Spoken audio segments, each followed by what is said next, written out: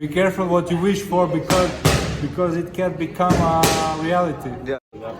All right, Brendan Taylor here, True School Sports. I'm with Jose Benavidez Jr. First of all, good to see you, Jose. Thank you. It's an honor to be here. Super excited for this Saturday. You know, that big step up for Diego Pacheco in order to get to. We're getting closer and closer to a title fight, maybe an eliminator or something like that. So we're super excited from a guy that didn't know nothing about boxing and to be here, man. It's an honor, and I'm very thankful to God for the opportunity to be given me, you know, and being blessed with all these fighters. Nah, for sure, man. You got a great stable. As far as Pacheco, we'll start with him.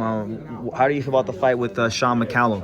You know, it's a tough fight, man. Undefeated fighter. You know, he's kind of, you know, I would say kind of awkward, you know, and those awkward fighters could give you trouble, you know. So we're ready, man. You know, if he wants to be a guy that's going to be fighting for a world title or an eliminator or something like that, he should beat this guy, no problem, you know? Yeah. So we're gonna see Saturday. I'm very comfortable that he's gonna do a great job and go to the next one and keep proving himself, you know, in order to when the time comes to fight for a world title, he's ready. I know the one of the fights that's been discussed at 168 for Diego has been Edgar Berlanga, right? And yeah, his manager's around here. So, Keith Connolly. Yeah, I probably got to go ask him. Let's go. Might need to go to him. Yeah, I might go walk with you. Yeah. You know, with Edgar Berlanga, you know, it should be an easy fight to make, you know. We're with the same promoter, you know, and it's all about them, you know. Keith, let's make that fight, you know. Edgar Berlanga against Diego Pacheco. That would be a great fight, you know. It's a fight that everybody would like to see, you know. Edgar Berlanga is a great fighter, you know. He's an undefeated fighter, young fighter. Puerto Rican. Puerto Rican, man. Puerto Rico against Mexico. Let's make it happen, you know. It's a great fight, man. I mean, it will be a great fight, you know. I'm not talking shit about them or nothing like that, but I believe that in order for us to get closer to a world title, we need a name like that, you know. He needs a name like Diego Pacheco also. So we both need that in order to fucking go to the next level. We're ready to go. 100%. What kind of fight stylistically do you think that would be, like, style-wise? Well, you know, Edgar Berlanga, you know, he's a very smart fighter. You know, he's very talented, has a lot of skills, you know, and you've seen Diego, he's been improving, getting better and better and better and better too, you know. So we will see, you know, the day of the fight, you know. Styles are different. I think Berlanga comes forward, Diego comes forward, so it will be a great fight, man. You know, I can just imagine, you know. So we're ready to make that fight happen. It's all about to them, you know. Eddie Hearns wants to make that fight. We want to make that fight. Now, does Berlanga and his manager want to make that fight? And that's a question I have for them when I see Keith. I'll ask them that question myself. Yeah, ask him. Yeah. But as far as, you know, your son David, right? He's like, you know, he's always in the headlines these days, it seems. I know you probably got a million questions about Canelo and whatnot. I actually wanted to ask you about maybe him at light heavyweight, him against the winner of Beterbiev Bivol. Those are really interesting fights. Right now we're focused on 175. We're going to be fighting somewhere around June. So we are fighting Alexander Boslik. So he only has one loss. He's an Olympian. He was an ex-world champion. Lineal champion. Yeah. So, fuck, man, it's a dangerous fight. I think he's preparing himself so hard. I'm talking about Alexander because he knows that this is a big opportunity for him to come back and be a world champion again, you know.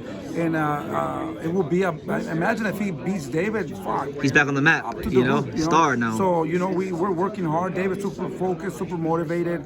And it's a good opportunity for us. We've never been at 175. That will be the first time, and fighting for the interim WBC title. So super excited, man, to fight on June. So it will be great, man. We're ready. We're ready to go and show the people that David's the best at 168 and 175. Do you feel like maybe we'll get a different version of David at 175 because now he's fighting guys closer to his size? And you know, everybody says that he's a big 168. He's huge at 168. But he doesn't struggle at 168. Yeah. You know, when you struggle, you don't belong there.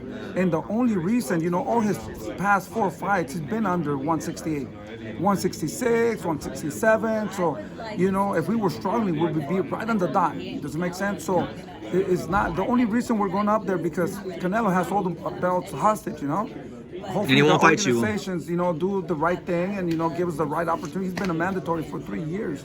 So there's nothing right now at 168. That's why we decided to go 175.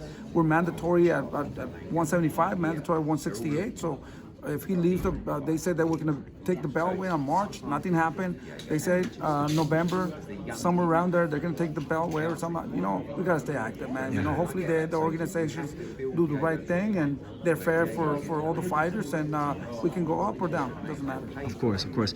I know you can't overlook Vaza because he's a really dangerous fighter, but assuming that you guys do beat him, you have two really interesting fights against either Beterbiev or Bivol. I know you guys got history with Bivol from sparring. I know you got Beterbiev, who you guys could have fought, but you went back down in the rankings. What do you think about those fights, Jose? They're very dangerous fights, man. Both of them, I think, I don't go for either or. I think Bivol will win by points. I think the only way that Beterbiev can win is by knockout. Okay. And he has the power. Now, the other one has the boxing skills. So whoever comes more prepared. And for us, it's anyone. It's a dangerous fight. You know, we sparred Bivol like 5 years ago. He's a great fighter. What do you remember? What do you remember from that sparring session? Oh, we did really good with him. You know, he's a great fighter. He's very skilled. So, but could he punch at all? Could he punch? Because people say he can't really punch. We didn't really stay there so we could get punched. You know, to be honest with you, it was a great sparring. You know, but that was 5 years ago. We're on another level. A lot of things changed. And David did really good that day. So, I mean, now he's learned so much. He got a lot of experience fighting Canelo, and he's super motivated. So he improved himself and he got better. So it would be a great fight. You know, now we have history together, and the only reason I would love to fight him more than Beterbiev is because he beat Canelo. He beat Jose Benavidez. We'll be the third Mexican there that if he beats David, you know, he'll be known. Because I feel that he didn't get the respect of beating Canelo. He didn't. Nobody really remembers that. So now if he beats David, now they will give him respect. But if we beat him, we're the best. Because he beat the best. That's right, yeah. So I like how you think, man. As far as back at 68, I know I know David Morrell is a guy that's been thrown out there. If a fight presented itself with Morrell, we're ready to fight anybody. You know, we're trying to fight more dangerous fighters. We fight anybody, man. You know, we never duck nobody. We'll fight anybody as long as the promotion tells us who to fight. I don't make those decisions. Okay. They make the Samson decisions. And now, you know, and they're the ones. My job is to train them, get them ready, and I just listen to what they say. You know, this idea, fighting 175 was David's idea. 100% David's idea. I like that idea. And you know, it puts them in a good position at 175, 168.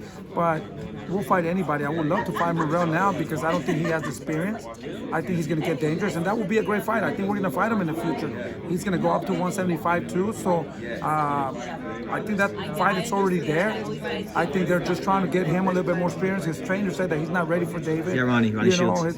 So I mean, it doesn't matter what he wants or what we want. It's about the managers too. You know, that here we go with like Berlanga. The guys that make the decisions, you know. Yeah. For sure. But we would love to fight him today, you know, tomorrow. Yeah. You know. Last week, you know. Yeah, because he is getting better. You know, he's a good fighter, very talented, two-time Olympian or whatever. You know, he's a great fighter, man. You know, but at the end of the day, we're here to fight whoever. We want to give you guys good fights, and we never duck nobody. You know, we're known because we fight anybody, and we have to. You know, because we don't come from a boxing background, family boxers or whatever. I didn't know nothing about boxing, so we have to prove ourselves every day. You know, we are going to continue doing that. You gotta take the little club shows in Mexico and fight for very small money, you know. Whatever we have to do, yeah. Okay. A lot of people, David, they I know they see the volume punch and they see the hand speed, but what do you feel maybe some of the more underrated qualities he has? What are the other qualities he has that people haven't been able to see yet in the ring? They haven't seen a lot, man. You know, you've seen the flurries. People said that he had terrible footwork. You've seen the footwork, you know. David's only 26 years old, 27 years old, you know. Man, he's still learning. He's a baby, man. So I believe when he's 29, 30 years old, you'll see the best out of him, you know. He's still learning. Every day he improves and he gets better.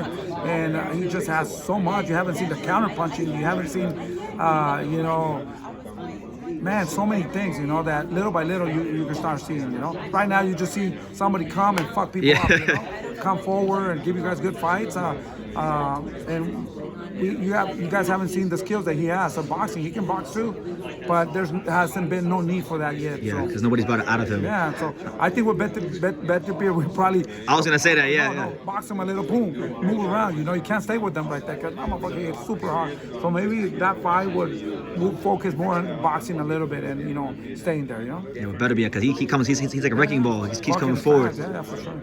Okay, yeah, Jose. I don't want to hold you much longer, Jose. But any final message you want to give to the boxing world about? No, I just want to thank all the fans for all that support and all that love. All the Mexican people now. That we're more famous not fighting Canelo than fighting Canelo. All the fans are coming over. And we feel all the love and the respect that I have for them is real big. And I just want to thank all the fans. For all your support. Jose, thank you. Thank you for watching another video on the untouchable True School Sports Empire. I'm at the Boxing Hall of Fame out here in Canastota, New York. And for more great boxing content just like this video, make sure you click and subscribe right over here.